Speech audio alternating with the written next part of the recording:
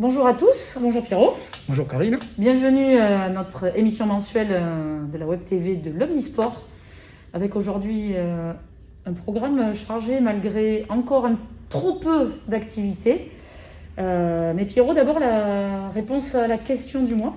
C'était d'où vient le 1er avril, le poisson d'avril donc, et il n'y a pas de réponse officielle, il y a plusieurs versions qui circulent.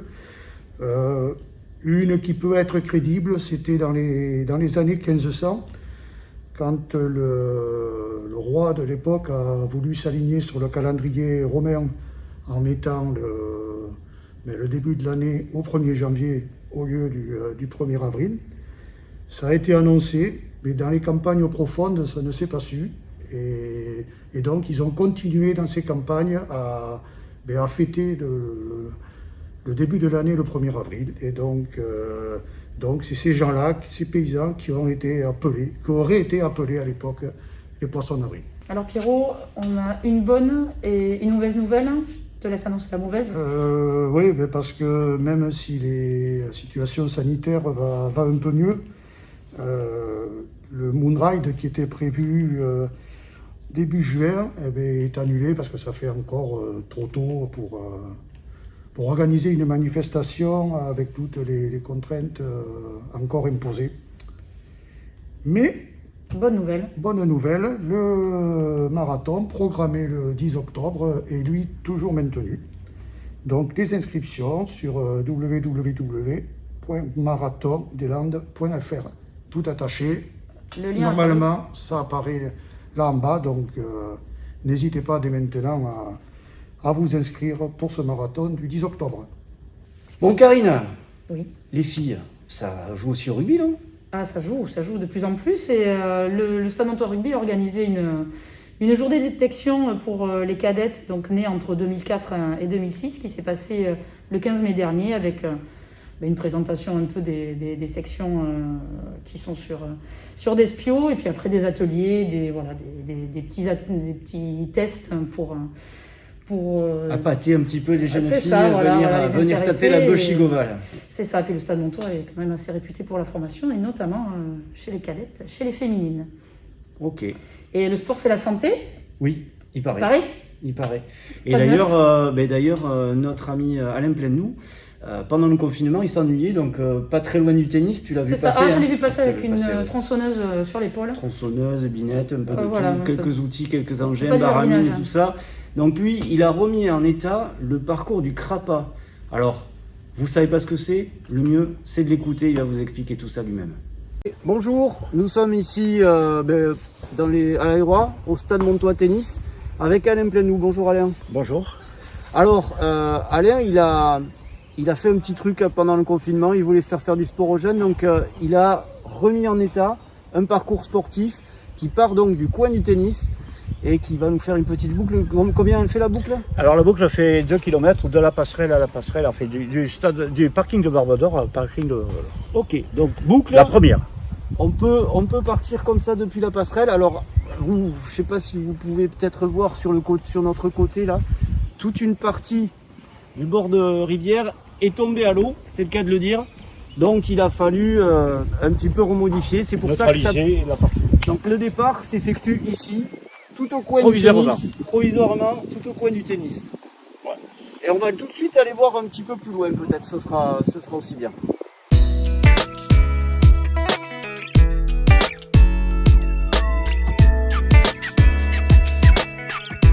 Alors Alain, dis-nous, d'où il vient ce parcours? Pourquoi tu as fait ce parcours à cet endroit-là?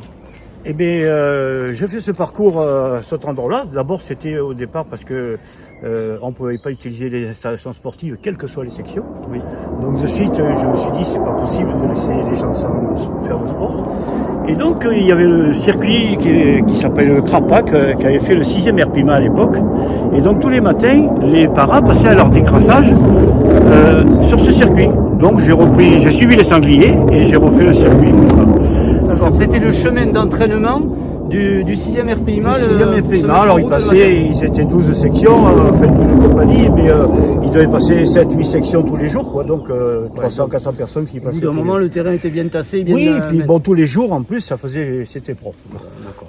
Donc, ils avaient aussi des agrès quelque part par là, où les gars, ils c'est faisaient... des parcours sportifs, quoi. Un peu Oui, avant oui, l'heure. c'était un Crapa, c'était circuit d'aptitude physique, je sais pas quoi, en fait, des gens... oui, c'était le dégrassage du matin pour les parents. Voilà. Donc là, on passe le long de la section équitation.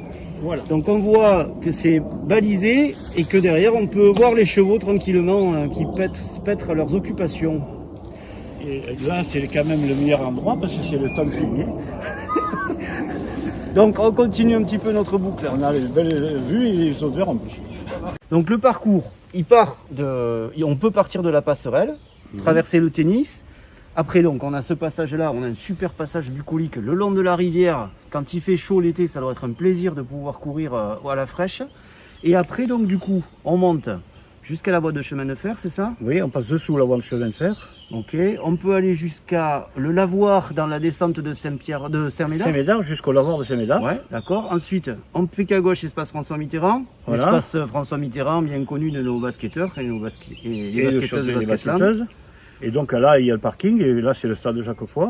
Et derrière le stade Jacques Foy, on peut rejoindre le pont. Tu dis le pont. Alors, on peut rejoindre par Le pont de la ce Micarère, petit c'est ça chemin. On rejoint Micarère, et là, ça, c'est le pont directement, c'est le pont de chemin de fer Ok. qui passe au-dessus du Midou. Donc on peut faire des boucles. Une boucle de 2 km, une boucle La de 4 petite de 2 km. km ou la grande de 4 km. D'accord. Voilà. Et après, vous naviguez au besoin, à l'envie. en Alors, fonction à de tout moment, on comment peut c'est. refaire, donc à tout moment, on peut recouper, raccourcir les boucles, ou revenir sur le parcours. Voilà, c'est pour ça qu'il y a plusieurs parcours. Pour Au que- choix, quoi. Chacun. Qu'on puisse raccourcir les boucles ou les allonger, ou en refaire d'autres. Voilà. Ça marche. Chacun simplement. peut varier les plaisirs en tous les cas, les distances et le dénivelé aussi, puisqu'on Voilà. a vu qu'il y avait des parcours qui Alors, montaient, d'autres qui étaient plus près de la rivière. tout Quand ça. je fais le parcours, je le fais comme moi j'aimerais le trouver, malgré que j'ai plus le droit de faire de sport.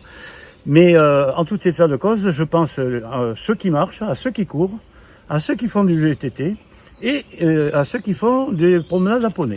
Parce que j'ai eu le cas avec le promenade à poney. Et puis tous les soirs, c'est vrai que j'ai des personnes qui promènent les chiens et tout.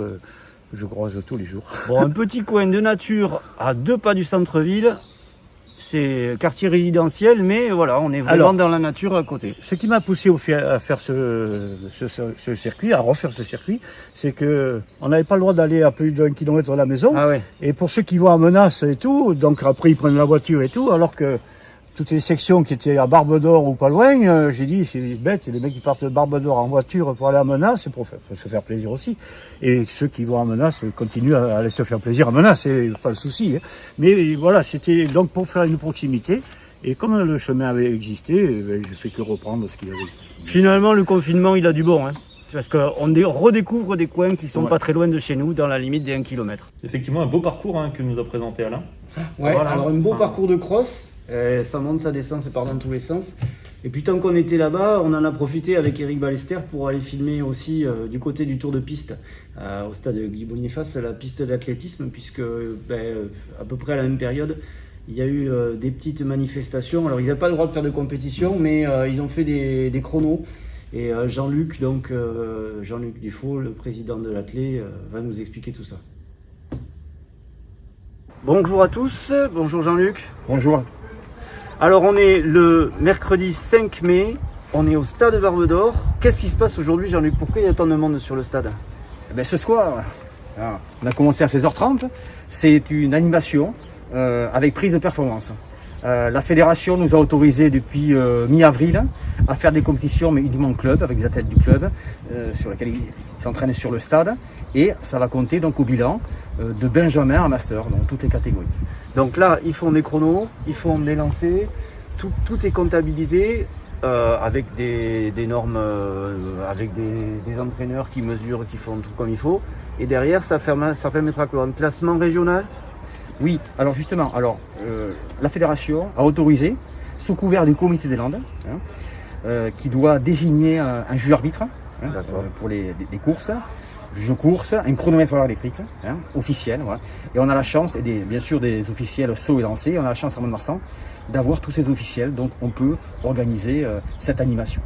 Ok, super. Donc moi je suis arrivé, il y avait le 1500 mètres, juste pour vous dire, Ghislain Ploix qu'on avait vu sur notre première édition, a fait moins de 5 minutes au 1500 mètres. C'est pas mal pour un vétéran, 2 ou 3. Oui, 3. Hein, 3, ouais. Ça s'appelle plus comme ça maintenant, mais oui, mais effectivement. C'est pas mal. Ouais. Bon, eh bien super, les activités reprennent en tout cas dans les clubs. Eh bien, au plaisir de se retrouver sur le stade. À bientôt Jean-Luc. À bientôt, au revoir. Bon, après l'athlétisme, après tout ça, la course à pied, on a aussi développé d'autres choses pendant le confinement, on en a profité. Donc il y a 2 choses très nouvelles qui concernent l'ensemble des sections. Tu nous en parles un petit peu, Thomas ? Et qui arrive très vite, effectivement, c'est le lancement de notre nouveau site internet, commun du coup à toutes les sections, ou du coup avec toutes les actualités qui se retrouveront en direct. Mais je vous propose de retrouver un petit peu notre créateur, le créateur un petit peu qui a mis tout ça en place, qui est derrière la caméra aujourd'hui, Rémi Dumé. Allez, on retrouve Rémi tout de suite.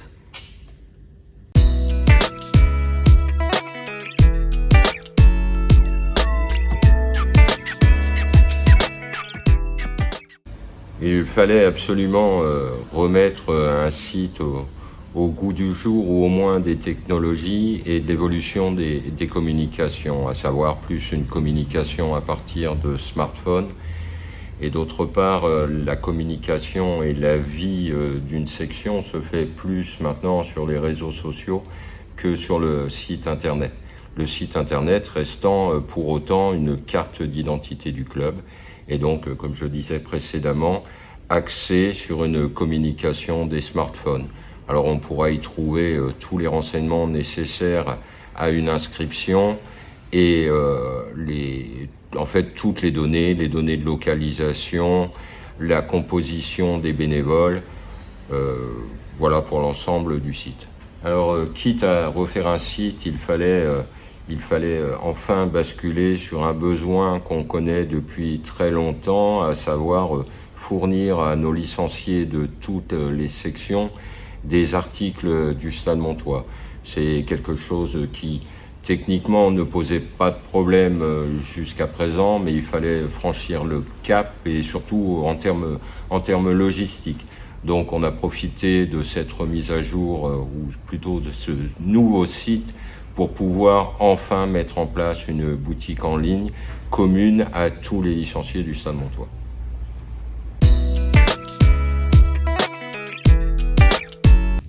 Voilà, donc après cette présentation de Rémi, la création du nouveau site, on en a profité donc pour créer une boutique en ligne. Et Rémi a encore une fois bien bossé, avec effectivement donc, une nouvelle boutique en ligne accessible pour tous les licenciés du Stade Montois Omnisport, avec déjà pas mal d'articles en vente, ou en tout cas en précommande. D'ailleurs, vous avez tous les petits visuels là, qui apparaissent derrière nous, donc avec les doudounes, les vestes, les sacs de sport, les sacs à dos. On a aussi tout ce qui est les suites, les coupe-vents. Bref, on a tout ce qu'il faut pour bien préparer la rentrée de septembre. Donc n'hésitez pas à aller regarder tout ça. Petit bonus en plus, c'est les cartes cadeaux. Quand on ne sait pas trop quoi offrir ou quelle taille, on va faire une petite carte cadeau, c'est toujours sympa et ça fait toujours plaisir. Puis ça permet les couleurs jaunes et noires de les faire briller dès qu'on pourra reprendre. Alors, en parlant de nouveautés, Stade Montois Football, Pierrot. Oui, changement de président au Stade Montois Football. Et donc c'est l'ami Fabio Badbi qui va prendre les rênes de la section. Alors bien sûr, le nom Badbi n'est pas étranger au football à Mont-de-Marsan, bien au contraire, puisque René, son grand-père, fut président emblématique de 1970 à 1987. Nul doute que Fabio sera dans cette lignée, et donc il s'est lancé avec pas mal d'anciens jeunes joueurs. Et le mieux, c'est que ce soit eux qui nous en parlent.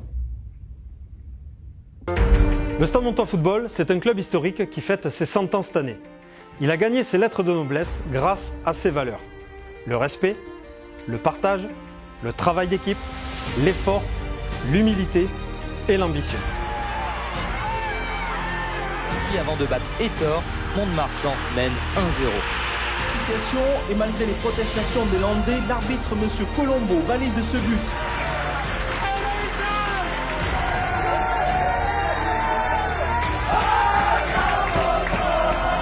Nous allons entamer notre 45e saison au niveau national. Cela prouve la valeur du club et de sa formation. Plusieurs fois, nous avons chuté au cours de ces années. À chaque fois, nous nous sommes relevés grâce à notre incroyable capacité de résilience.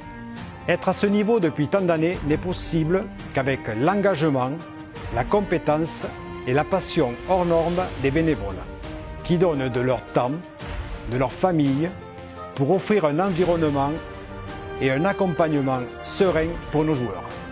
C'est la force et la richesse du Stade Montois Football depuis un siècle maintenant. Car oui, un club, et encore plus une association comme la nôtre, ne peut exister que par et pour ses adhérents. C'est ce qui la différencie fondamentalement de toute autre forme de structure. Le Stade Montois Football, c'est un club ouvert à tous, un lieu privilégié pour la vie collective dans le respect des diversités. C'est le moyen de se rassembler autour de projets et d'objectifs communs. Si nous nous engageons aujourd'hui, c'est avant tout pour essayer de rendre au club tout ce qu'il nous a apporté. C'est pourquoi nous nous sommes tous rassemblés autour d'un même et unique projet, un projet à long terme dans le but de continuer à développer le football montois, masculin, féminin et futsal, et perpétuer notre histoire.